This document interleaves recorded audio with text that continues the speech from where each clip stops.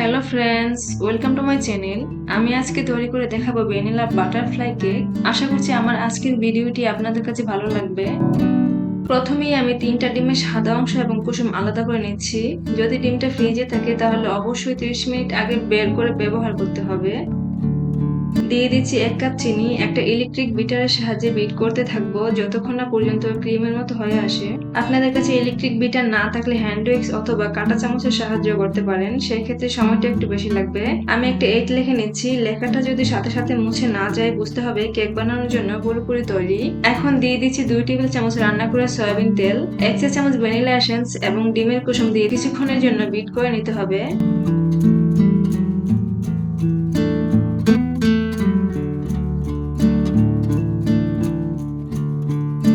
এখন সব শুকনো উপকরণ চেলে নিতে হবে। দিয়ে দিচ্ছি 1.5 কাপ ময়দা, 1 চা চামচ বেকিং পাউডার আর 1/4 চা চামচ লবণ।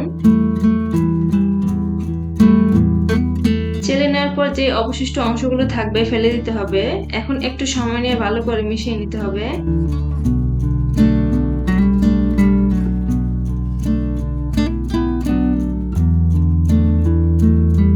ব্যাটারটা ঠিক এরকম হয়েছে। কেক মোল্ডে বেকিং পেপার এবং সামান্য তেল ব্রাশ করে নিয়েছি।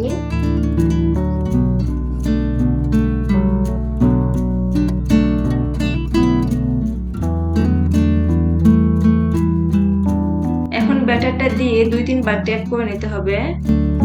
কেকটা আমি চুলাতে তৈরি করব, তার জন্য একটা হাঁড়িতে লবণ এবং স্ট্যান্ড দিয়ে 10 মিনিট আগে থেকে প্রিহিট করে নিয়েছি। লবণের পরিবর্তে বালি ব্যবহার করতে পারেন।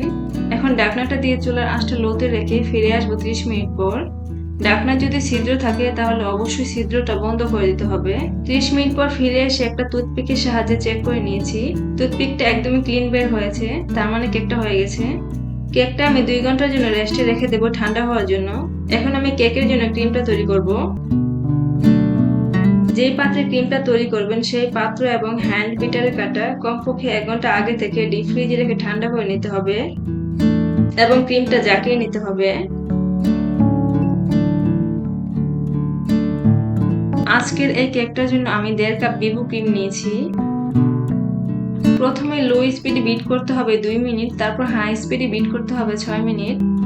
এখন দিয়ে দিচ্ছি 2 টেবিল চামচ আইসিং সুগার, 2 টেবিল চামচ গুঁড়া দুধ এবং 1 চা চামচ ভ্যানিলা এসেন্স।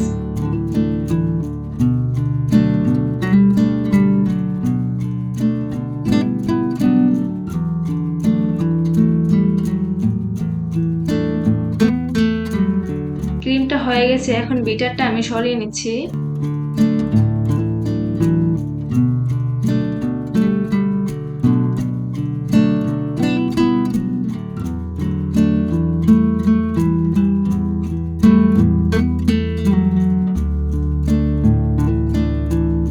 দেখতেই পারছেন কেকটা কতটা স্পঞ্জ হয়েছে।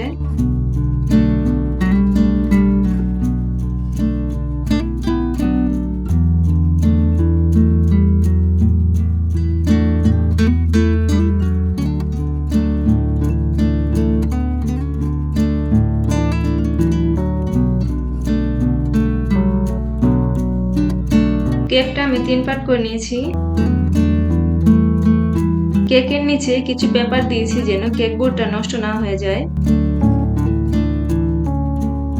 এখন আমি কেকের প্রতিটা পার্টে যতটুকু সম্ভব স্মুথ ভাবে ক্রিমটা লাগিয়ে নেব।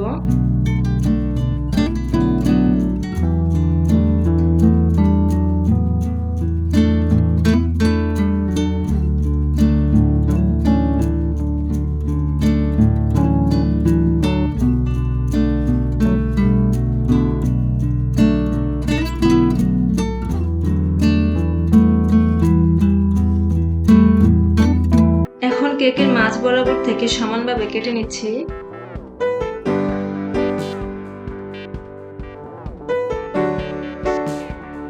ভেতরটা কিন্তু দেখতে দারুণ হয়েছে।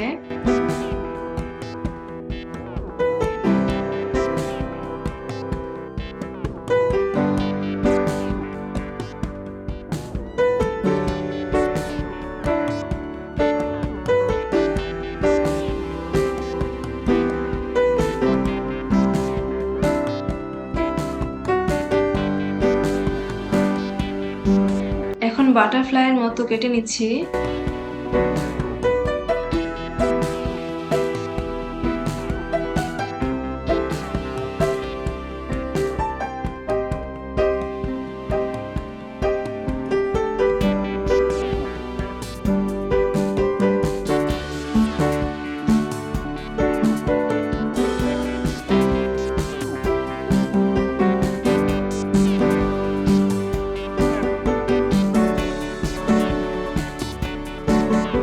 অফ ক্যামেরায় কিছু ক্রিমে পিঙ্ক কালার এবং আরো কয়েকটা কালার করে নিয়েছি। এখন পিঙ্ক কালার দিয়ে কভার করে নেব।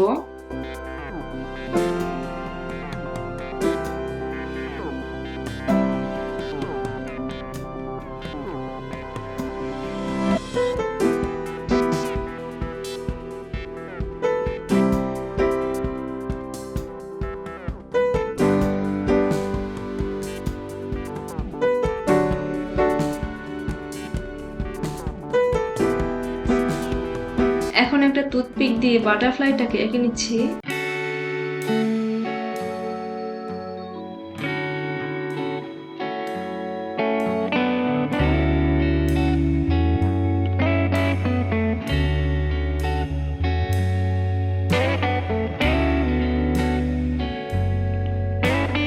ডার্ক চকলেটটাকে আমি মেল্ট করে নিয়েছি।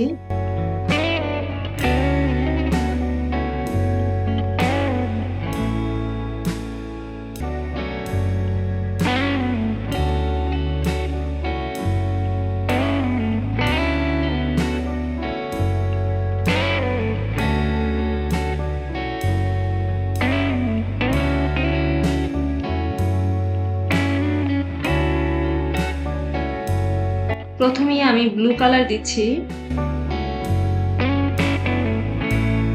সম্পূর্ণ কাজটা কিন্তু আমি একইভাবে করব, শুধু কয়েকটা কালার হবে। আমার ভিডিওটি কেমন লেগেছে অবশ্যই কমেন্ট করে জানাবেন। আমি কিন্তু সবসময় আপনাদের কমেন্টের অপেক্ষায় থাকি। আপনাদের সুন্দর কমেন্টগুলো আমাকে অনুপ্রাণিত করে।